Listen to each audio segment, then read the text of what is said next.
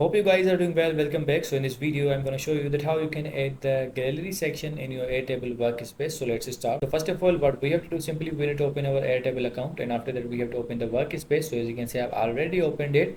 Now simply what we have to do, we just need to click on the gallery section, and after clicking on the gallery, if you want to rename this, you can also do that. So I'm going to click on the create, and after clicking on the create, as you can see, the gallery section will be inserted here. Now if you want to add the data, you can also do that. You have to provide the name here, you have to provide the note here, you have to provide the assignee email here. For example, I'm going to provide this email address here. If you want to show the status like the tattoo in progress other than, you can also add that. And one hidden field is also provided here. If you want to show that field like the start date, you can also mention that.